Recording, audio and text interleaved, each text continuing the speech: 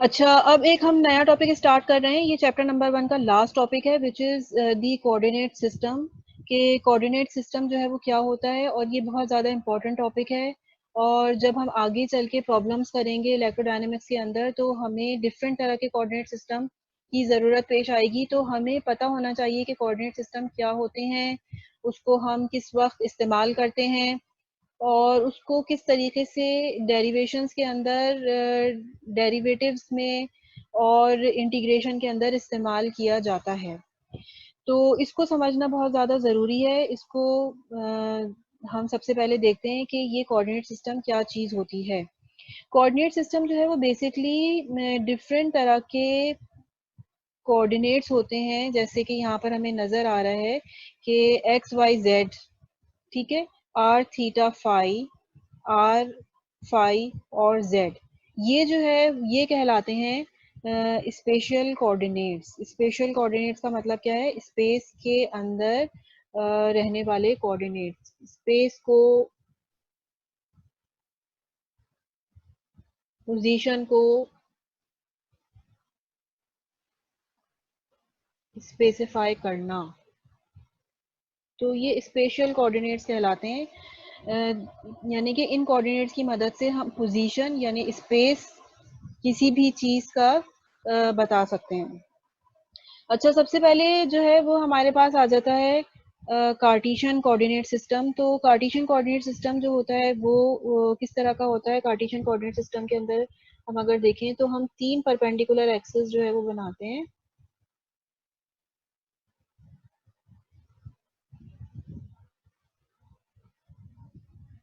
X, Y और Z. और ये तीनों जो लाइंस होती हैं ये आपस में परपेंडिकुलर होती हैं, तो हमें थोड़ा सा अंदाजा है, पहले भी हम पढ़ चुके हैं। अच्छा, इसी तरीके से एक होता है हमारे पास स्फेरिकल पोलर कोऑर्डिनेट्स, जिसके अंदर हम पोजीशन जो है वो 3 पैरामीटर्स की मदद से बनाते हैं। एक आर यानी रेडियस वेक्टर, और 2 एंगल्स, एक एंगल को हम कह देते हैं थीटा और एक एंगल को हम कह देते हैं फाई। तो ये भी स्पेस को जो है वो रिप्रेजेंट कर रहे होते हैं। अगर मैं इसकी डायग्राम जो है वो ड्रॉ करूं, तो मैं सबसे पहले अपना बेसिक कोऑर्डिनेट सिस्टम बनाऊंगी, एक्स, वाई और जेड, और उसके बाद मैं कोई स्फेरिकल ऑब्जेक्ट जो है वो यहाँ पर बना दूंगी। और फिर उसके हिसाब से मैं कहूँगी कि ये जो है ना वो मेरा रेडियस है आर, और ये जो आर यहाँ पर एंगल बना रहा है ये थीटा है, और ये आर एक्स और जेड कोऑर्डिनेट में जो प्रोजेक्शन बना रहा है वो मेरा एग्जैक्ट प्लेन के अंदर प्रोजेक्शन है आर का, यानी कि इमेज, साया। और ये जो प्रोजेक्शन जेड एक्सिस के साथ एंगल बना रहा है इसको मैं कहती हूँ फाई। ठीक है।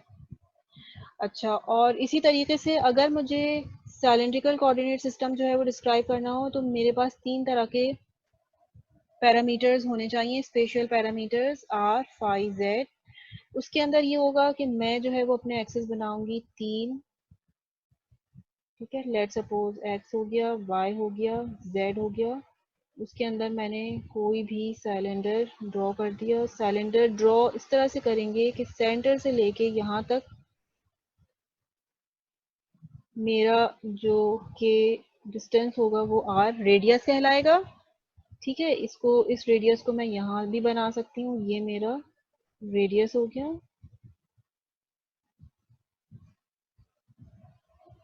और इस रेडियस का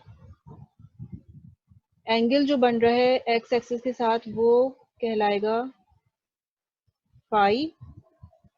और ये जो पूरा की पूरी जो इसकी लेंथ है ये मेरी कहलाएगी जेड। तो मुझे जो है 3 तरह के कोऑर्डिनेट सिस्टम मैंने यहाँ पर डिफाइन कर दिए हैं। सबसे पहला वाला जो है वो रेक्टेंगुलर कोऑर्डिनेट सिस्टम या कार्टेशियन कोऑर्डिनेट सिस्टम कहलाता है।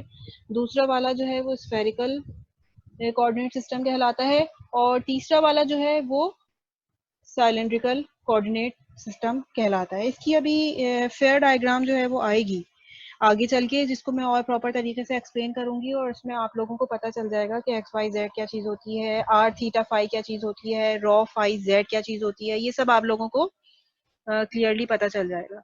यहाँ सबसे पहले जो मैं बात बताना चाह रही हूँ वो ये बताना चाह रही हूँ कि हमें इन 3 तरह के कोऑर्डिनेट सिस्टम की ज़रूरत क्यों पड़ती है। मिसाल के तौर पे अगर हम अपने इर्द-गिर्द चीज़ों को देखें, जो कि हमारे इर्द-गिर्द चीज़ें मौजूद हैं, जहाँ पे भी आप बैठे हुए हों, तो आप गौर करेंगे कि आपकी जो चीज़ें हैं वो अमूमन 3 तरह के शेप्स की होती हैं। मिसाल के तौर पे कबर्ड है, तो उसका भी कोई रेक्टेंगुलर तरह का शेप होगा, कोई टेबल रखी हुई है तो उसकी भी कोई रेक्टेंगुलर तरह का शेप होगा, ठीक है? और कोई बॉक्स हो गया, उसका भी रेक्टेंगुलर तरह का कोई शेप होगा, या आपके इर्द-गिर्द आपको कोई बुक नज़र आ रही है, लैपटॉप है, इसके रेक्टेंगुलर डायमेंशंस होते हैं, एक्स, वाई, ज़ेड डायमेंशंस होते हैं। इसी तरीके से आपको कोई चीज़ अपने इर्द-गिर्द नज़र आएगी तो वो सर्कुलर शेप की नज़र आएगी। हो सकता है बॉल पड़ी हुई हो सकता है कोई कप पड़ा हुआ हो सर्कुलर शेप में, ठीक है? या आपके पास किसी और सर्कुलर शेप की कोई चीज़ पड़ी हुई हो, हैट पड़ी हुई हो, जो आप सर पे टोपी पहनते हैं, ठीक है? तो इसी तरीके से आपको अपने इर्द-गिर्द सर्कुलर ऑब्जेक्ट्स भी नज़र आएँगे। तो इसी तरीके से अगर आप देखें तो आपको कहीं वायर नज़र आ रहा होगा। वायर जो होता है वो उसको हम अप्रॉक्सिमेट कर सकते हैं कि वो एक साइलेंडर है, ठीक है? और इसी तरीके से आप के पास ग्लास है, ग्लास अगर रखा हुआ है तो वो भी it is just like a cylinder.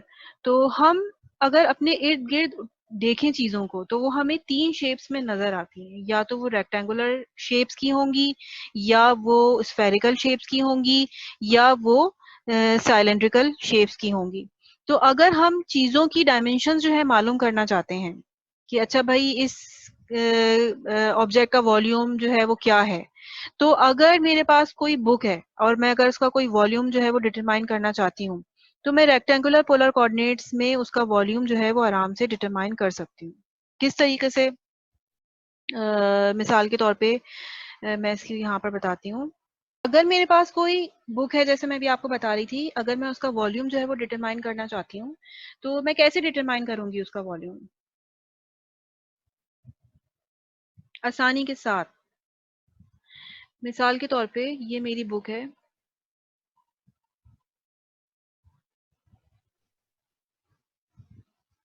अगर मुझे इसका वॉल्यूम मालूम करना हो तो मैं फ़ौरन से एक फ़ॉर्मूला लिखूँगी, length into breadth into height, ठीक है? और मैं उस बुक का वॉल्यूम जो है वो फाइंड आउट कर लूँगी।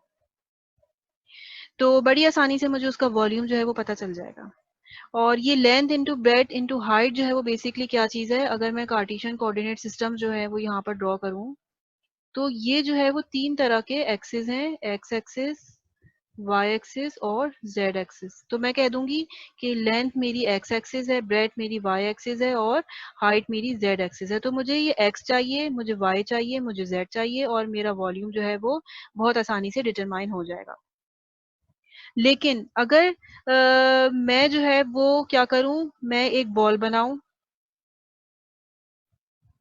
और मैं कहूं कि मुझे इस बॉल का वॉल्यूम चाहिए, तो अब बॉल का वॉल्यूम तो बड़ी मुश्किल से निकलेगा, क्योंकि उसमें अब मुझे एक्स चाहिए, मुझे वाई चाहिए, मुझे जेड चाहिए। तो अगर आप गौर से देखें तो सेंटर वाले पॉइंट के ऊपर यहाँ पर एक्स भी बहुत ज़्यादा है, वाई भी बहुत ज़्यादा है, जेड भी बहुत ज़्यादा है। लेकिन इसका जो एक्स वाई जेड है वो कंटिन्यूसली मुस्तकिल चेंज हो रहा है, फिक्स नहीं है, कांस्टेंट नहीं है, ठीक है? अगर आप इस डायरेक्शन के अंदर आएंगे तो ये मेरा अगर लेट सपोज ये एक्स एक्सिस है, ये वाई एक्सिस है, ये जेड एक्सिस है। अगर मैं सिर्फ जेड एक्सिस को एनालाइज करूं, यहाँ पे जेड कुछ है, यहाँ पे जेड कुछ है, यहाँ कुछ है, ये कम होता चला जा रहा है। इसी तरीके से अगर मैं वाई एक्सिस को एनालाइज करना चाहूँ तो ये वाई वेरी कर रहा है, यहाँ पे कुछ है वाई, इधर कुछ है, इधर कुछ है, यहाँ पे कुछ है। इसी तरीके से अगर मैं एक्स को एनालाइज करना चाहूँ तो यहाँ पर एक्स कुछ है, यहाँ पर एक्स कुछ है। कैसे पता करेंगे कि हम वॉल्यूम मालूम करना चाह रहे हैं एक स्फेयर का, और वॉल्यूम जो है वो उसका फॉर्मूला होता है X into Y into Z. तो एक्स भी कुछ और है, कभी कुछ, कभी वाई कुछ और है, कभी जेड कुछ और है, इसमें तो कोई चीज़ कांस्टेंट ही नहीं है। तो हम जब इस फॉर्मूले के ज़रिए वॉल्यूम मालूम करने की कोशिश करेंगे तो हम वॉल्यूम नहीं कैलकुलेट कर पाएंगे, बहुत मुश्किल होगी हमें। तो हम एक नया जो है वो special coordinate system parameters define करते हैं, जिसको हम कहते हैं आर थीटा फाई। और उस कोऑर्डिनेट सिस्टम के अंदर जब हम एनालिसिस करके वॉल्यूम का फॉर्मूला ड्राइव करते हैं तो मेरे पास ये आ जाता है 4/3 पाई आर क्यूब। इसमें आर जो है वो रेडियस है, रेडियस जो है वो किसी भी बॉल का कांस्टेंट है। तो अब चूंकि बॉल का रेडियस कांस्टेंट है तो लिहाजा मैं अब वॉल्यूम जो है बॉल का आसानी के साथ डिटरमाइन कर सकती हूँ। इसी तरीके से अगर मैं एक एग्जांपल देखूं, मेरे पास जो है वो एक सिलेंडर है और कोई पाइप का टुकड़ा है या कोई ग्लास है, सिलेंड्रिकल शेप का कोई ऑब्जेक्ट है। मैं मालूम करना चाहती हूँ इसका वॉल्यूम।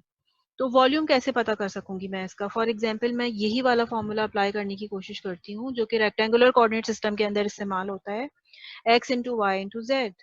तो अब मुझे पता चलेगा कि अच्छा चलो भाई x जो है वो कांस्टेंट है, ठीक है। y जो है ये मेरा x एक्सिस है, ये मेरा y एक्सिस है, ये मेरा z एक्सिस है। जब मैं y पता करने की कोशिश करूंगी तो y जो है वो वेरी होता रहेगा। देखें ये y है, ये y है, ये कभी ज्यादा फिर कभी कम। z एक्सिस चलो कांस्टेंट है, तो अगर मैं ये वाला फॉर्मूला अप्लाई करने की कोशिश करूंगी x into Y into Z, यानी length into breadth into height, तो ये वाला फॉर्मूला मेरा बहुत मुश्किल हो जाएगा इसके जरिए वॉल्यूम डिटरमाइन करना। तो मेरी कोशिश ये होगी कि मैं कोई एक ऐसा सिस्टम डिफाइन करूं, कोई नए कोऑर्डिनेट सिस्टम डिफाइन करूं जिसके अंदर स्पेशल कोऑर्डिनेट जो हैं वो कांस्टेंट हो और मैं उनके अंदर जो है वॉल्यूम आसानी से डिफाइन कर सकूं। तो हम एक नया कोऑर्डिनेट सिस्टम जो है डिफाइन करते हैं जिसको हम सिलेंड्रिकल कोऑर्डिनेट सिस्टम कहते हैं और उसमें हमारे कोऑर्डिनेट्स होते हैं रो फाई जेड, ठीक है। और उसके अंदर जो हमारा फॉर्मूला होता है वो होता है पाई आर स्क्वायर जेड, ठीक है। जिसके अंदर z जो है वो हाइट हो गई, r जो है वो अब रेडियस हो गया। इसके जरिए जो है वो हम फॉर्मूला डिटरमाइन कर वॉल्यूम डिटरमाइन कर सकते हैं किसी भी सिलेंडर का। तो जिस शेप का ऑब्जेक्ट होता है उसी शेप का कोऑर्डिनेट सिस्टम अगर हम यूज करेंगे तो हम उसका वॉल्यूम आसानी से डिटरमाइन कर सकेंगे। ना सिर्फ वॉल्यूम बल्कि डेरिवेशंस भी हम आसानी से कर सकेंगे। अगर रेक्टेंगुलर शेप का कोई ऑब्जेक्ट है तो हमें उसी कोऑर्डिनेट सिस्टम में रहते हुए डेरिवेशंस करनी है, हमें उसी सिस्टम कोऑर्डिनेट सिस्टम के अंदर रहते हुए इंटीग्रेशंस करनी है।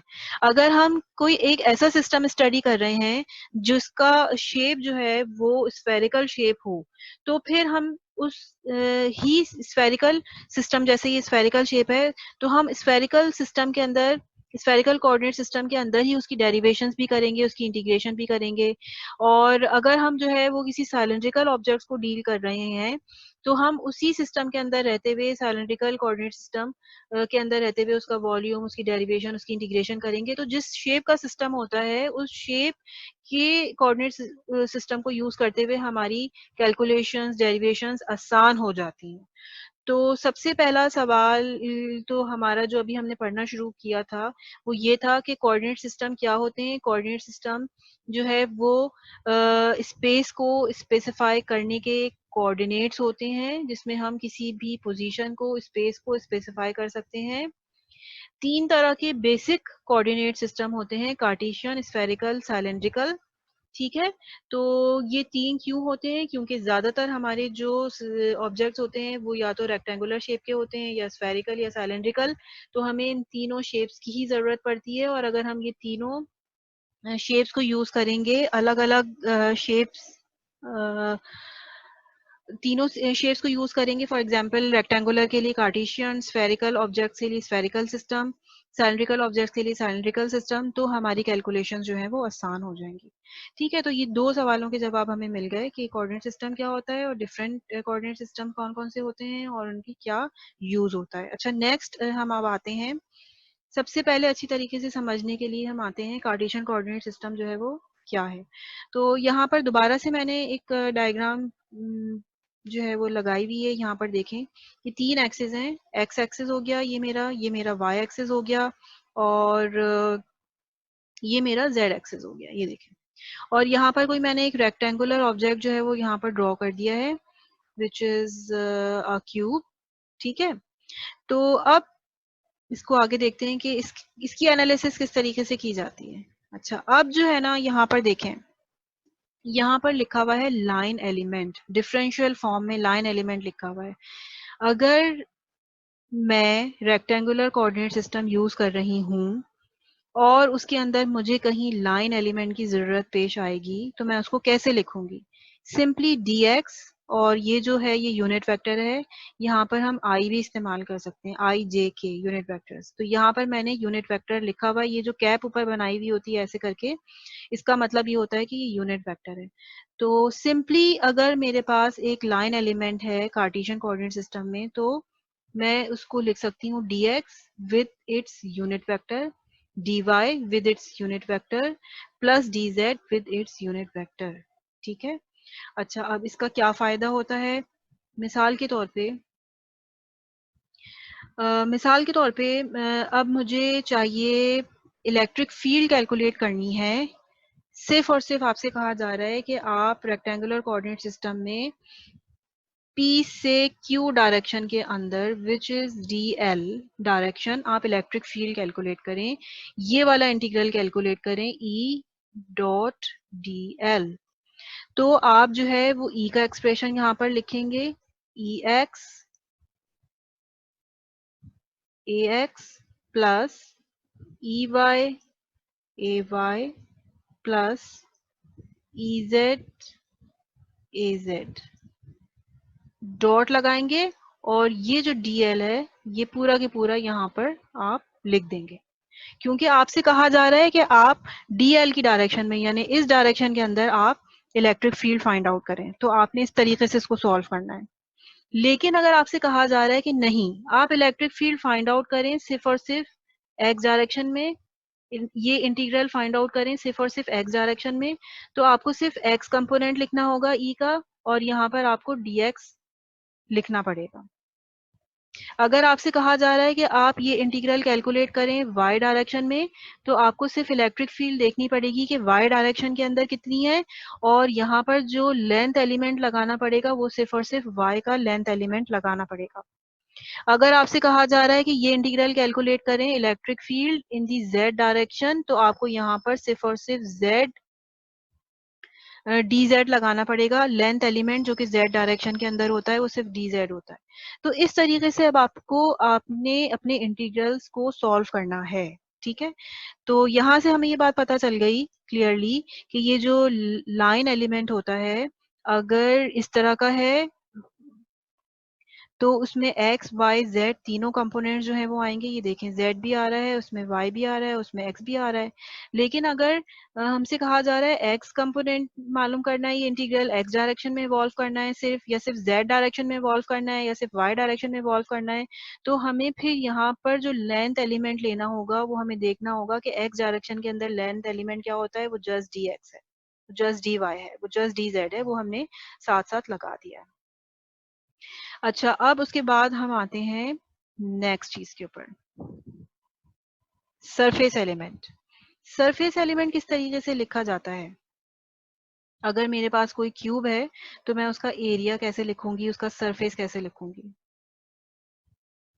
ठीक है। यहाँ पर मुझे नजर आ रहा है, अच्छा सरफेस या एरिया जो है वो एक वेक्टर क्वांटिटी होती है, उसका एक खास डायरेक्शन होता है। ये मेरे पास सरफेस है और उसमें ये कह रहे हैं कि ये एक्स डायरेक्शन के अंदर है, एक्स डायरेक्शन के अंदर। यहाँ पर मैं देख सकती हूँ कि ये जो है ना मेरा डायरेक्शन क्या है, एक्स डायरेक्शन। तो ये कौन से सरफेस को शो कर रहा है? ये परपेंडिकुलर डायरेक्शन है, और ये किस सरफेस को शो कर रहा है? ये वाले सरफेस को। ये ये ये ये ठीक है।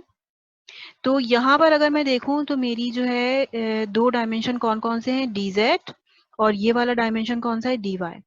तो इसी को मैंने यहाँ पर लिख लिया है dz एंड dy, और इसका जो डायरेक्शन है वो डेफिनेटली x डायरेक्शन है इस सरफेस का। इसी तरीके से अगर मुझे कहीं कहा जाएगा कि भाई आप इलेक्ट्रिक फील्ड फाइंड आउट करें, इलेक्ट्रिक फील्ड फाइंड आउट करें किस सरफेस में, x डायरेक्शन के सरफेस में। ठीक है। तो फिर मैं उसको किस तरीके से लिखूंगी, इलेक्ट्रिक फील्ड, और अब मुझे पता होना चाहिए कि x डायरेक्शन के अंदर जो सरफेस एलिमेंट है उसको मैं कैसे लिखूंगी, dy और dz, मुझे यहाँ पर दोनों चीजें लगानी पड़ेंगी क्योंकि अब हम सरफेस के ऊपर काम कर रहे हैं। ठीक है,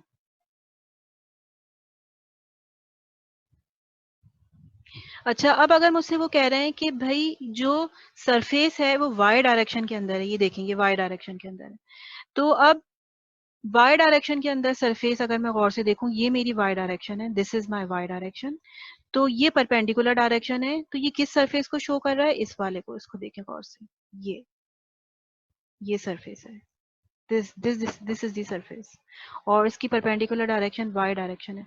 तो अब कौन कौन सी जो है वो दो डायमेंशंस हो गई, एक डायमेंशन ये जिसको मैं x कह रही हूँ, और एक ये ऊपर वाली डायमेंशन ये जिसको मैं z कह रही हूँ, z एंड x, ये देखें z एंड x, और इसकी डायरेक्शन जो है वो y हो गई। अब इसका क्या फायदा होगा, अगर मुझसे वो कह रहे हैं कि आप इलेक्ट्रिक फील्ड फाइंड आउट करें इस पूरे सरफेस के ऊपर y डायरेक्शन में, ई वाई मुझे निकालना है, लेकिन अब एक लेंथ एलिमेंट के ऊपर नहीं निकालना, मुझे अब इसको एक सरफेस एलिमेंट के ऊपर निकालना है, डी एस वाई। तो मुझे अब ये सरफेस एलिमेंट पता होना चाहिए कि ये सरफेस एलिमेंट बेसिकली मैं कैसे लिखूंगी, ई वाई का कंपोनेंट लिखूंगी, और फिर उसके बाद डी जेड, और लिखूंगी यहाँ पर डी एक्स।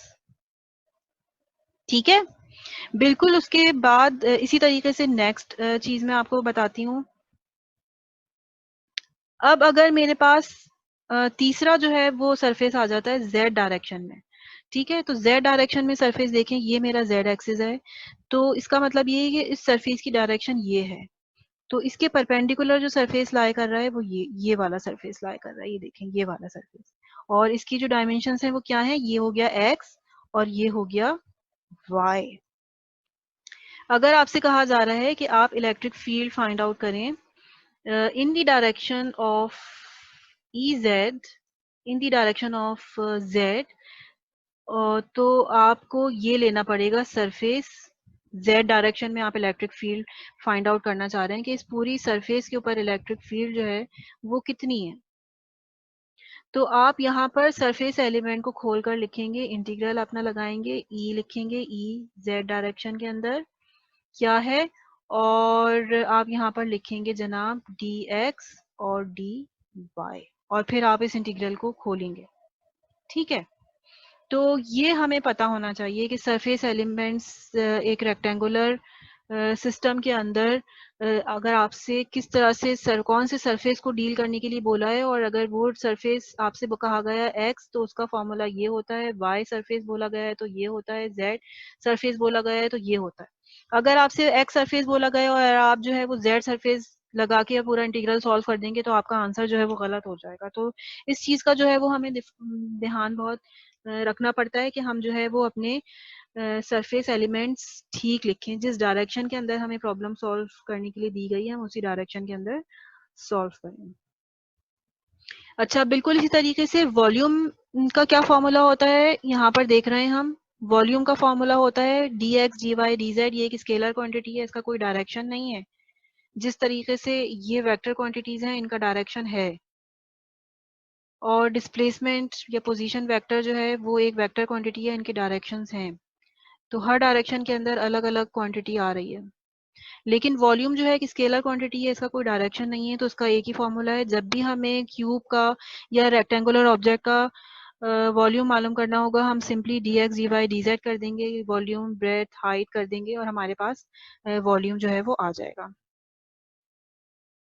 यहाँ पर मैंने और ज्यादा क्लियर दिखाया हुआ है, ये देखें दोबारा से, ये एक्स एक्सिस है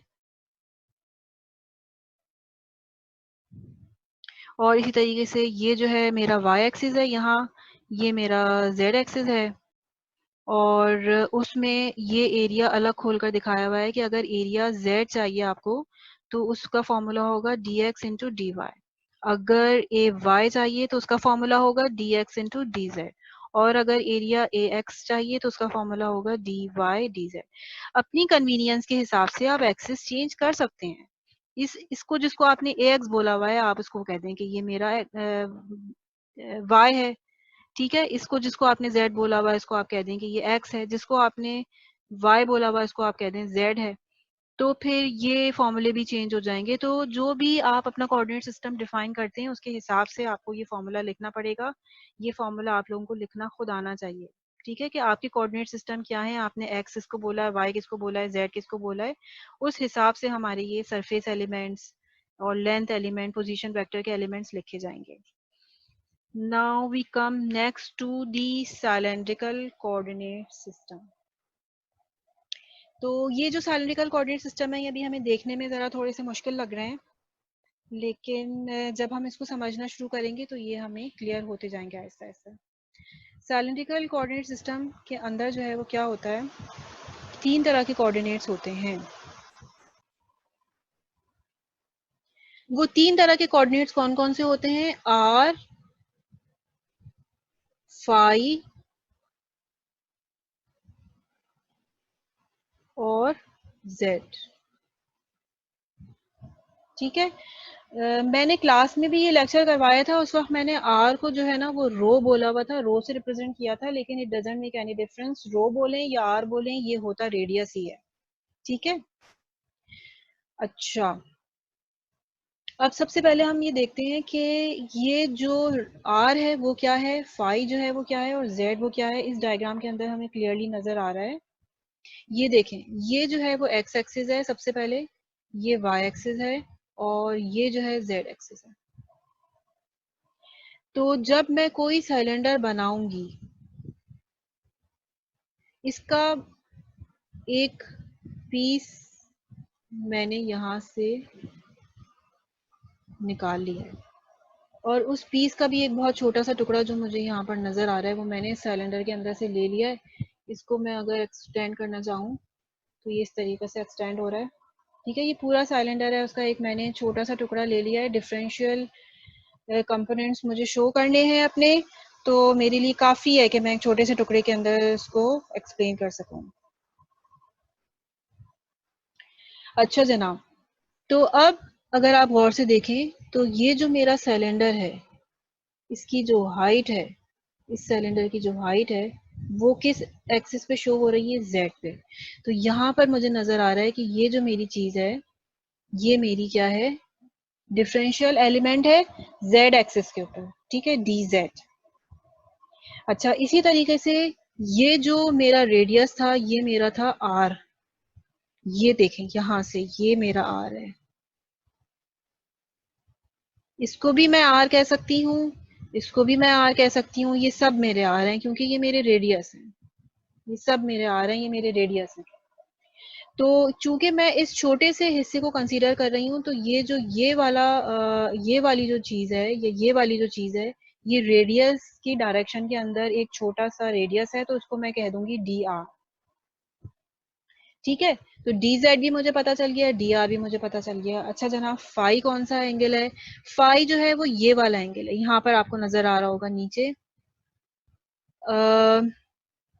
जो रेडियस आर है उसके और एक्स एक्सिस के दरमियान जो एंगल है वो है फाई। तो अब इसी डायरेक्शन के अंदर ये देखें, ये phi direction, this is the phi direction, this is the phi direction. तो अब ये वाला जो मेरा एलिमेंट होगा, ये वाला, this element is known as d phi। ठीक है, ये डिफरेंशियल एलिमेंट मेरा कहलाएगा डी फाई एलिमेंट। अब सबसे पहले मैं यहाँ पर डेफिनेशन लिख रही हूँ, लेंथ एलिमेंट का एक्सप्रेशन लिख रही हूँ, सॉरी डेफिनेशन नहीं है ये एक्सप्रेशन। एक्सप्रेशन यहाँ पर मैंने लिखा है, ये लेंथ एलिमेंट है सिलिंड्रिकल पोलर कोऑर्डिनेट सिस्टम के अंदर। तो सबसे पहले कह रहे हैं कि अगर आप रेडियल डायरेक्शन के अंदर हैं तो रेडियल डायरेक्शन के अंदर जो लेंथ एलिमेंट है उसको हम कैसे लिखेंगे। ये रेडियल डायरेक्शन है, ये this is the radial direction, इसका जो लेंथ एलिमेंट है वो कैसे लिखेंगे, जस्ट सिंपली डी आर। ठीक है, यहाँ पे मैंने डी आर लिखा हुआ है। दूसरा उसका जो कोऑर्डिनेट होता है, सॉरी, आर, फाई और जेड होता है। तो अब मुझे देखना है कि फाई डायरेक्शन के अंदर जो मेरा लेंथ एलिमेंट है उसको मैं कैसे लिख सकती हूँ। तो फाई डायरेक्शन कौन सा वाला था, ये वाला था, ये वाला था। और ये जो है, ये जो चीज होती है ये बेसिकली क्या कहलाता है, ये कहलाता है आर्क। और आप लोगों को याद होगा, आप इसको पढ़ते हैं S is equal to R phi. ठीक है, तो ये जो आर्क है यहाँ पर हम किस चीज से ये जो आर्क है ये हम बेसिकली हमारा लेंथ एलिमेंट है किस डायरेक्शन में, फाई डायरेक्शन में। ये मेरा फाई डायरेक्शन, ये मेरा फाई डायरेक्शन। ठीक है, तो इसके अंदर ये आर्क की जो लेंथ है वो मैं इस वाले फॉर्मूले से डिफाइन करूंगी, डिफरेंशियल फॉर्म में लिख रही हूँ, तो क्या होगा, डी आर डी फाई। अच्छा, बिल्कुल इसी तरीके से अब मुझे z डायरेक्शन के अंदर लेंथ एलिमेंट चाहिए, तो लेंथ एलिमेंट जो z डायरेक्शन है वो बेसिकली ये है, तो उसका जो लेंथ एलिमेंट क्या होगा, वो ये होगा dz। ये मेरे पास आ जाएगा dz in the direction of z। तो अगर हम कंपेयर करें x कोऑर्डिनेट सिस्टम के साथ, तो ये बहुत सिंपल सा लाइन एलिमेंट था dx dy dz। लेकिन अगर हम y कोऑर्डिनेट सिस्टम के अंदर देखें तो लेंथ एलिमेंट का फॉर्मूला थोड़ा सा चेंज हो गया है। उसके अंदर रेडियल डायरेक्शन में डी आर है, फाई डायरेक्शन के अंदर आर डी फाई है, और जेड डायरेक्शन के अंदर डी जेड है। ठीक है, तो इसी तरीके से हम देखते हैं अगर हमें इलेक्ट्रिक फील्ड फाइंड आउट करने के लिए कही जाती है,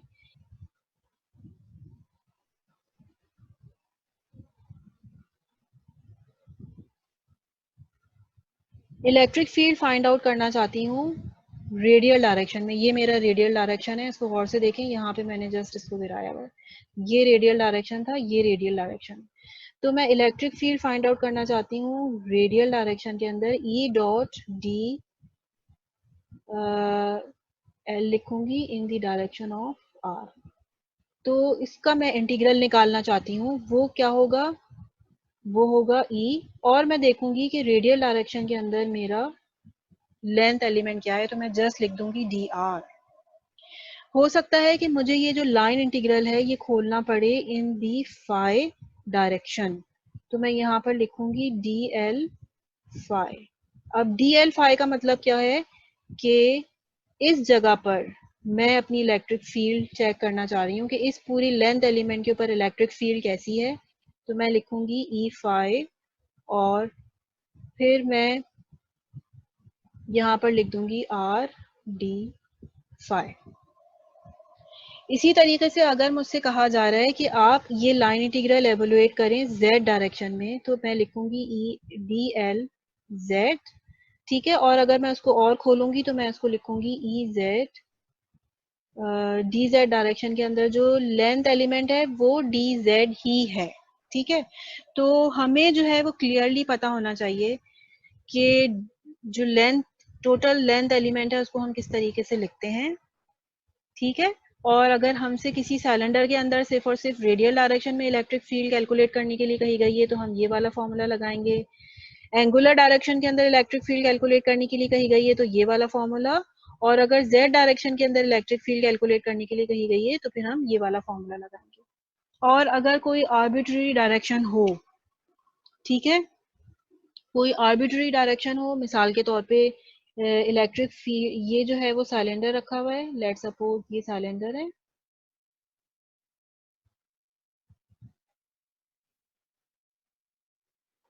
और ये जो है इस पॉइंट के ऊपर आप कह रहे हैं कि ई डॉट, इस लाइन में आपको मालूम करना है ई डॉट डी एल। तो फिर आप ई को भी पूरा रखेंगे, और फिर आप जो है वो डी एल, ये जो हमारे पास लेंथ एलिमेंट है, इसको भी हम फुल रखेंगे और फिर एवेलुएट करेंगे। सही।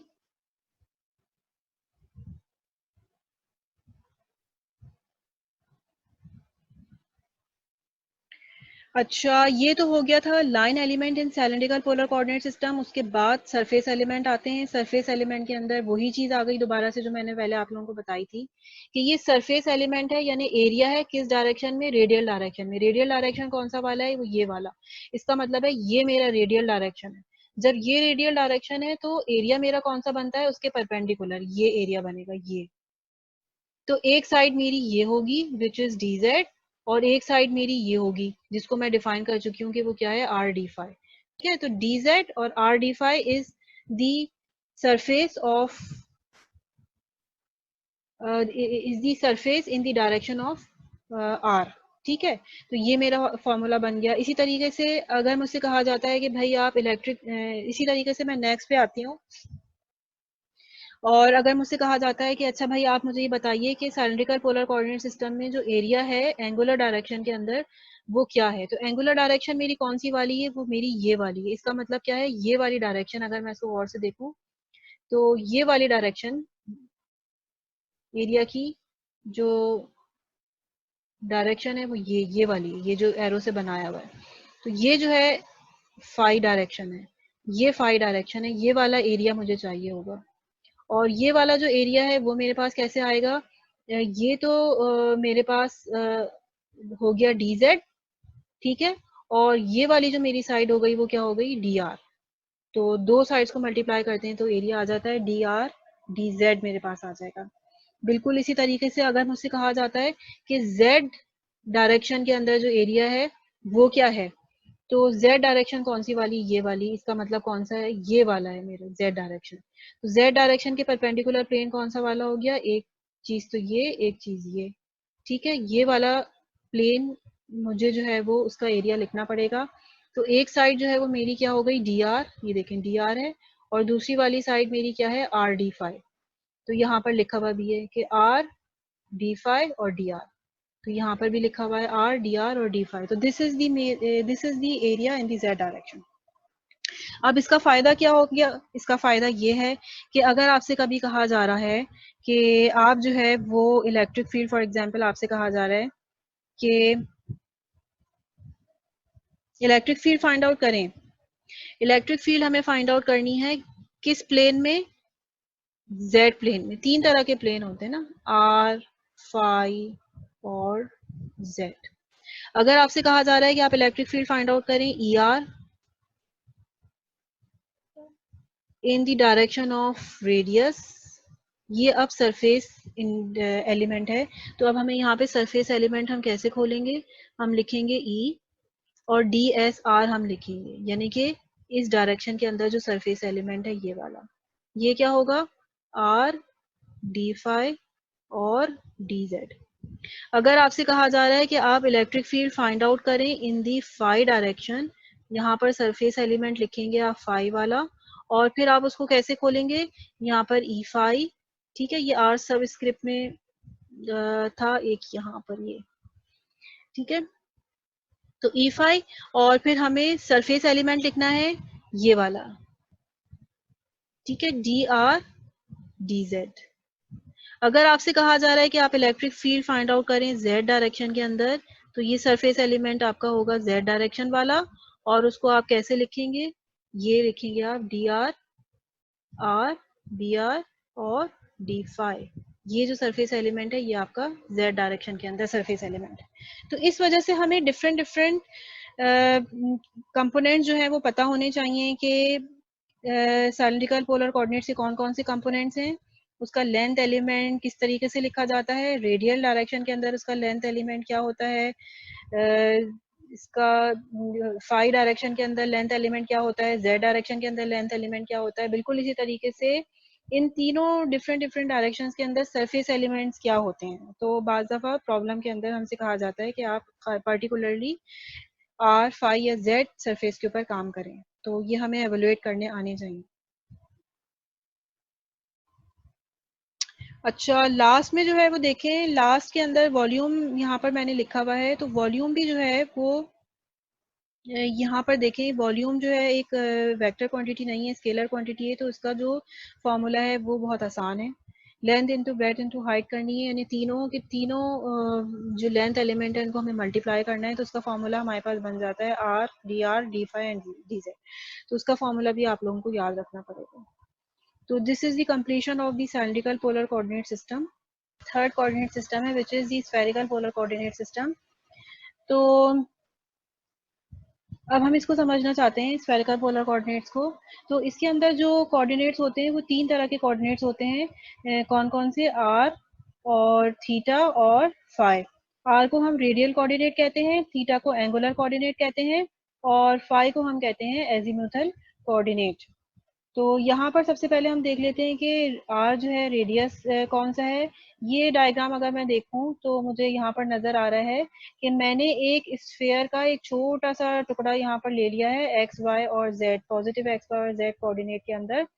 तो इस सरफेस से लेके यहाँ, इस सरफेस से लेके सेंटर तक का जो मेरा रेडियस है वो क्या है, आर कहलाएगा, ठीक है। और इस आर के साथ जो एंगल बन रहा है जेड एक्सिस तक, वो मेरा एंगुलर कोऑर्डिनेट थीटा कहलाएगा। और अगर मैं इस रेडियस का प्रोजेक्शन जो है वो गिराऊं एक्स वाई कोऑर्डिनेट में, तो इस प्रोजेक्शन का एंगल एक्स एक्सिस के साथ जो है वो एजीम्यूथल कोऑर्डिनेट या एजीम्यूथल एंगल कहलाएगा। तो ये तीन जो है सिस्टम के अंदर कोऑर्डिनेट्स होते हैं। अच्छा, अब फिर मैं चूंकि डिफरेंशियल क्वांटिटीज जो है वो डिस्क्राइब कर रही हूँ, डिफरेंशियल क्वांटिटीज, इसके अंदर मुझे लेंथ एलिमेंट सबसे पहले फाइंड आउट करना है डीएल। तो तीन तरह के लेंथ एलिमेंट जो है वो मुझे फाइंड आउट करने हैं, एजीम्यूथल डायरेक्शन में भी, थीटा डायरेक्शन में भी, और रेडियल डायरेक्शन के अंदर भी। तो सबसे पहले मैं यहाँ पर क्या करती हूँ कि जो मैंने एक टुकड़ा लिया था स्फेयर का, उसका भी मैं एक बहुत छोटा सा डिफरेंशियल टुकड़ा जो है वो यहाँ पर ले लेती हूँ, जो कि ब्लू शेडेड एरिया के अंदर हमें नजर आ रहा है। तो सबसे पहले मुझे जो है वो रेडियल डायरेक्शन के अंदर, ये वाला रेडियल डायरेक्शन, इसमें एक छोटा सा एलिमेंट कंसीडर करना है। ठीक है, रेडियल डायरेक्शन के अंदर जो मेरा एलिमेंट होगा वो सिंपली क्या होगा, डी आर, जो कि मैंने यहाँ पर लिखा हुआ है डी आर। सही है। उसके बाद जो है वो अब हमें नेक्स्ट एलिमेंट चाहिए थीटा डायरेक्शन में। थीटा डायरेक्शन कौन सी वाली डायरेक्शन हो गई मेरी, ये वाली, this is my theta direction. तो ये जो थीटा डायरेक्शन है, बेसिकली अगर मैं गौर से देखूं तो ये एक आर्क है सर्कल का, सर्कल का आर्क, जिसकी हम किस फॉर्मूले के जरिए एक्सप्लेन करते हैं, अगर आपको याद हो, किसी भी सर्कल का अगर आपको आर्क निकालना हो तो हम उसके सर्कल को के आर्क को एस से रिप्रेजेंट करते हैं, और S बराबर होता है S is equal to R of theta. तो यहाँ पे मेरे पास R तो R ही है, और थीटा जो है वो थीटा ही है। तो इस वजह से मैं यहाँ पर लिख सकती हूँ कि थीटा डायरेक्शन के अंदर जो मेरी लेंथ एलिमेंट है वो क्या है, आर डी थीटा। इसी तरीके से अब मैं आऊंगी एजीम्यूथल डायरेक्शन के अंदर एलिमेंट, लेंथ एलिमेंट देखना है मुझे। तो एजीम्यूथल डायरेक्शन जो है वो मेरा कौन सा वाला डायरेक्शन है, वो ये वाला डायरेक्शन है। और एजीम्यूथल डायरेक्शन अगर मैं गौर से देखूं तो मेरा कौन सा वाला डायरेक्शन है, ये वाला। थोड़ा सा ऊपर चली जाती हूँ क्योंकि मुझे इस छोटे से टुकड़े में देखना है, ये वाला डायरेक्शन है मेरा एजीम्यूथल एंगल का एलिमेंट ये है। सबसे पहले हम लेंथ एलिमेंट मालूम करने के लिए क्या करेंगे, यहाँ पर हम देखेंगे कि हमारा जो एजीम्यूथल एंगल है वो जो है उसका लेंथ एलिमेंट इस डायरेक्शन के अंदर या इस डायरेक्शन के अंदर हम निकाल सकते हैं। लेकिन उसको मालूम करने से पहले इस डायग्राम को अगर हम गौर से देखें तो हमें पता चल रहा होगा कि अगर मैं इस डायग्राम को यहाँ पर बनाऊं,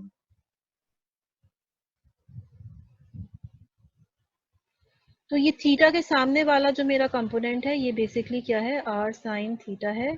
और यहाँ पर मेरा जो कंपोनेंट बन रहा है वो बन रहा है आर कॉस थीटा। तो ये जो मेरे पास आर साइन थीटा है, ये इसका जब मैंने प्रोजेक्शन गिराया यहाँ पर, ये देखें, इसका जब मैंने प्रोजेक्शन जो है वो गिराया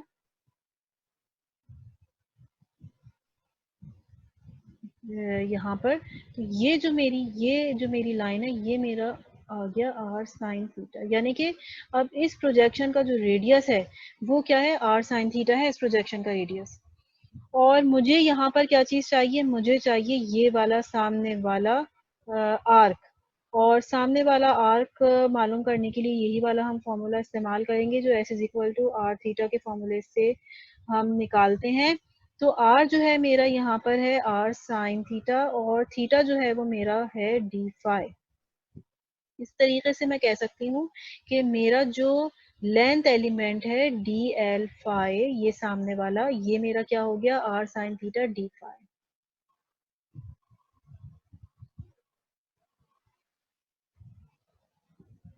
ठीक है, ये देखें, ये वाला मेरा लेंथ एलिमेंट हो गया, ये वाला जो मैं निकालना चाह रही थी, इसके पैरेलल वाला भी वही है, यहाँ पर हमने लिखा हुआ भी है कि R sine theta D phi. तो this is my length element. अब इनका फायदा क्या होगा, इनका फायदा ये होगा कि जब हम इलेक्ट्रिक फील्ड फाइंड आउट करना चाहेंगे आर डायरेक्शन में, थीटा डायरेक्शन में, या फिर हम फाई डायरेक्शन में, तो हमें ये लेंथ एलिमेंट मालूम होने चाहिए। अगर आपसे कहा जाए कि इलेक्ट्रिक फील्ड फाइंड आउट करें आर डायरेक्शन के अंदर, तो आपने जो रेडियल एलिमेंट लिखना है वो हमारा क्या होगा, डी आर। अगर आपसे कहा जा रहा है कि आप इलेक्ट्रिक फील्ड फाइंड आउट करें किस डायरेक्शन के अंदर, थीटा डायरेक्शन के अंदर, तो जो रेडियल एलिमेंट एंगुलर एलिमेंट होगा वो होगा आपका आर डी थीटा। इंटीग्रेशन जो होगी वो थीटा के ऊपर लगेगी, लिमिट थीटा के ऊपर अप्लाई होंगी। अगर आपसे कहा जा रहा है कि भाई आप इलेक्ट्रिक फील्ड फाइंड आउट करें किस डायरेक्शन के अंदर, फाई डायरेक्शन के अंदर, तो फिर आप यहाँ पर लिखेंगे R sine theta D phi. और इस तरीके से आप इलेक्ट्रिक फील्ड अपनी फाइंड आउट कर सकते हैं।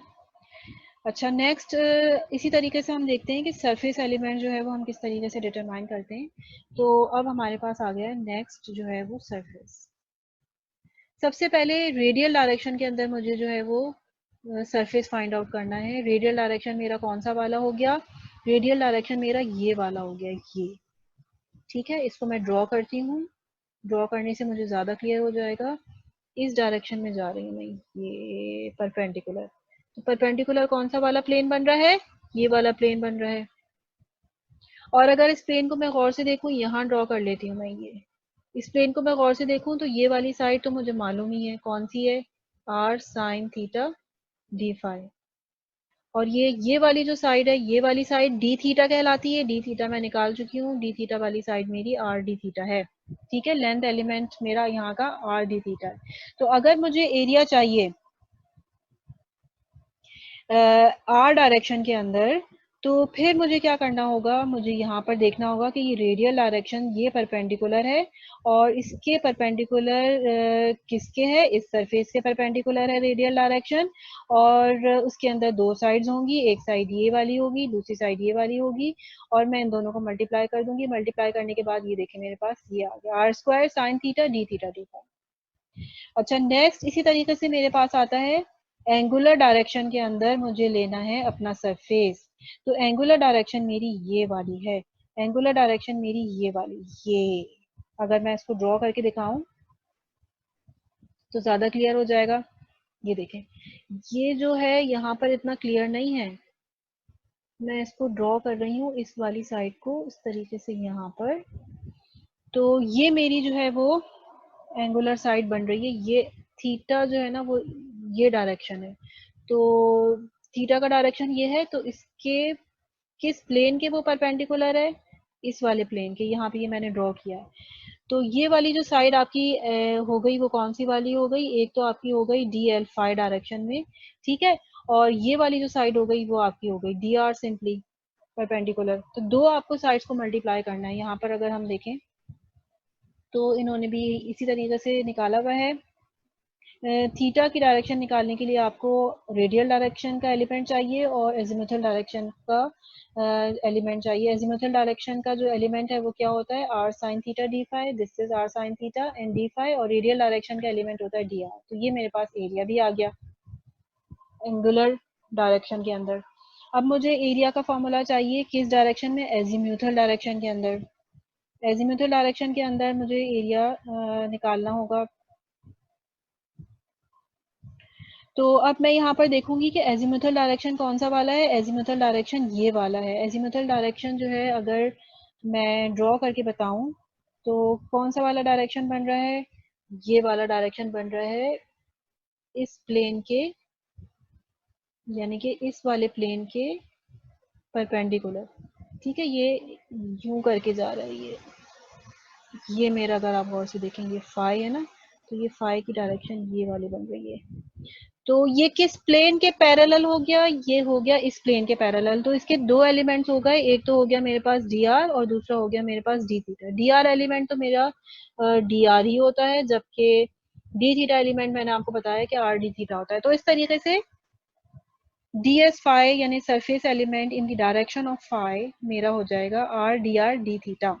अब इसकी क्या फिजिकल सिग्निफिकेंस है? हमने तीन तरह के सरफेसेस जो है वो निकाल दिए। इसकी फिजिकल सिग्निफिकेंस यही है कि अगर आपको कहीं इलेक्ट्रिक फील्ड फाइंड आउट करनी है किसी सरफेस के ऊपर, फॉर एग्जांपल आपको रेडियल डायरेक्शन में कहा गया है, तो आप जब उसका फॉर्मूला लिखेंगे तो आप ये वाला लेंथ एलिमेंट शामिल करेंगे डी एस आर, जो कि यहाँ पर डी एस आर है is equal to E of R R square sine theta D theta और डी फाई। अगर आपसे कहा जा रहा है कि इलेक्ट्रिक फील्ड फाइंड आउट करें आप फाई डायरेक्शन के अंदर, तो यहाँ पर आप जो एलिमेंट लिखेंगे वो लिखेंगे डी थीटा।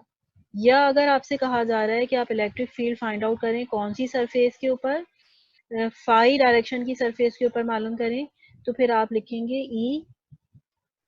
थीटा डायरेक्शन की सरफेस के ऊपर, तो फिर आप ये लिखेंगे E theta R sine theta D phi. तो मैंने जो है यहाँ पर कोऑर्डिनेट सिस्टम को समझाने में काफ़ी टाइम लगाया है ताकि आप लोगों को पता हो कि ये कोऑर्डिनेट सिस्टम हम क्यों इस्तेमाल कर रहे होते हैं, कौन सी शेप के लिए कौन सा कोऑर्डिनेट सिस्टम इस्तेमाल होता है, और हम जो है वो जब डिफरेंशियल एलिमेंट्स लिखते हैं, लेंथ एलिमेंट, सरफेस एलिमेंट, तो किस तरीके से लिखे जाते हैं इलेक्ट्रिक फील्ड फाइंड आउट करने के लिए किसी भी लाइन में या किसी भी सरफेस के ऊपर। फिर हमें इन चीज़ों का ख्याल रखना पड़ेगा कि किस डायरेक्शन में हमसे इलेक्ट्रिक फील्ड फाइंड आउट करने के लिए कही गई है। तो this is very very important lecture है, तो मैथमेटिकल, लेकिन बहुत इंपॉर्टेंट है। आगे चल के जब हम डेरिवेशंस करेंगे तो हमें इसमें बहुत मदद मिलेगी। तो this is the end of the chapter number 1। तो जितना भी रिव्यू था चैप्टर नंबर 1 में इंपॉर्टेंट पॉइंट्स, वो मैंने आप लोगों को यहाँ पर एक्सप्लेन कर दिए हैं। नेक्स्ट टाइम जो है वो मैं स्टार्ट करूंगी चैप्टर नंबर 2 का रिव्यू।